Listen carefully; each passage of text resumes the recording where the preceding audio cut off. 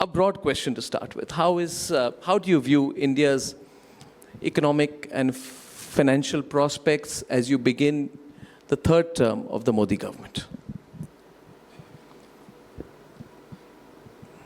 I think each one of us can be confident and be sure that because of a good visionary leadership, which saw through India through the difficult times and has the vision to take it forward with destinations expressed clearly. Not we're going along, we will reach. No, clearly what is it in the next 2 years? What is it in the next few more years? And what is it that we want to do by 2047? With that kind of a visionary leadership, which is strong in a sense, inside the person, the strength of bearing with the challenges and also the kind of demands that come off, that is the strength I'm talking about of a leadership. And you find that in Prime Minister Modi, and I will say this up front before I even open up this conversation with Arnab. A leader of that nature, keeping a team of people working with him, gives the confidence to the ordinary citizen that you are in safe hands, we will work hard, there shall not be any corruption, we are clear where we want to go along with you. It's not a dream of the leader alone. People are also resonating that voice. So to be in that team, I feel very humbled and honored. And all the praise that Arnab might give me, saying, this is what you brought to this position, this is what you did. It's a big team under Prime Minister Modi. And it is that team which is delivering it. And I don't think personally and individually I am doing some miracle. No, it's a large team and a very firm leadership which says, let's go together. If there are little challenges, if there are, criticism, we'll take it in our stride. But it is that leadership, therefore, which gives me the confidence to tell you here as an answer to this question. We as Indians can be confident that we are being very clearly taken through a phase which is full of challenges.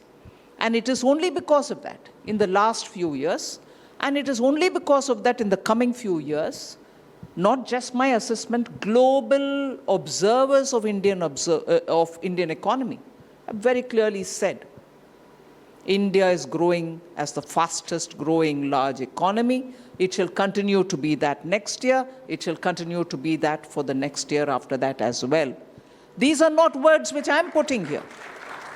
And therefore, the one thing which I would say, even Arnab was asking me as I was walking here, saying you went to Mexico, you went to US, what is up?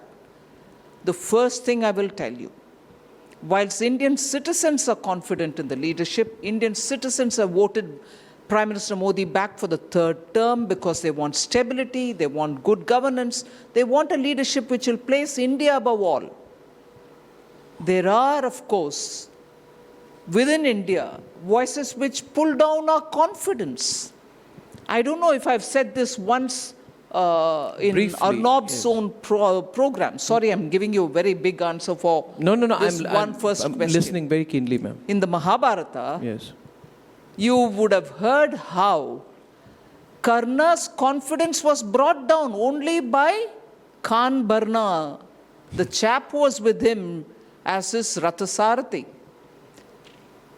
By mistake came this side. He was meant to be there along with the Pandavas, but by mistake he's here.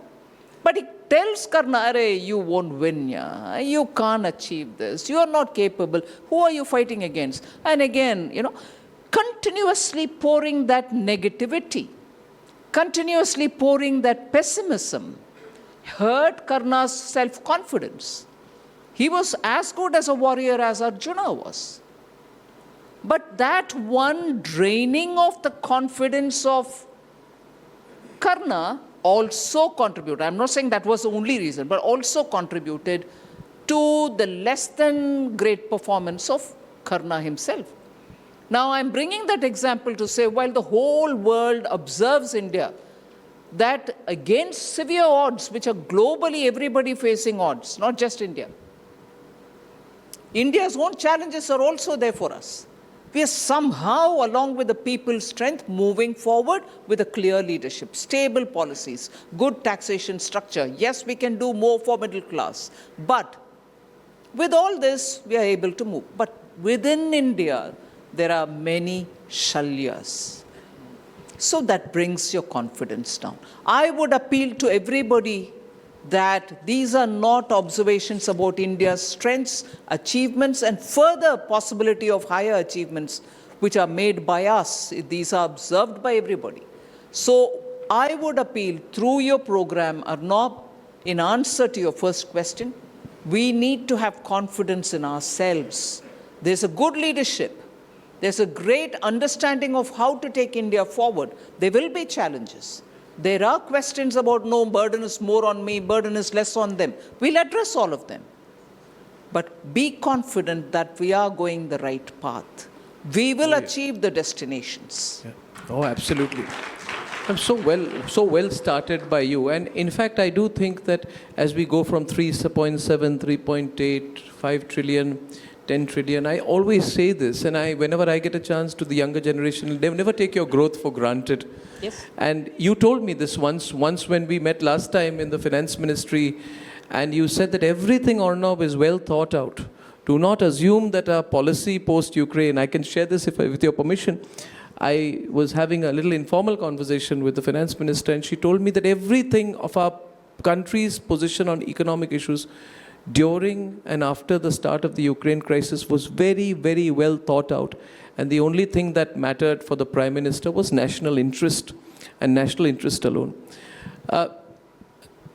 Madam Finance Minister, now we are in a slightly different situation, and we have to, I believe, prepare for a post-Ukraine situation as well. We have a new president in the US, president-elect, who has committed to ending the war within 24 hours. Even if it doesn't, it's almost seen as a certainty that it will end. My question to you is, what will the post-Ukraine economy look like? You know, we have done very well in this period during the trajectory of the war.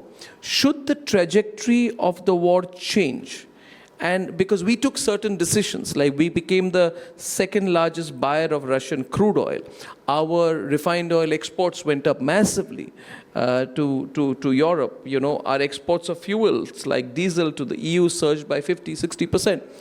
We benefited from that. A follow-up question is, and what every observer will want to know, Madam Finance Minister, is, should the war end? Should the trajectory of the war in Ukraine end? How does our economic policies, how do our fiscal policies, and how does our approach to the world change after that? Will we have to do some resetting? See, I think it is not just the Ukraine war, even very many other developments which happen and which keep happening make us continuously be dynamic in our decision making and keep resetting.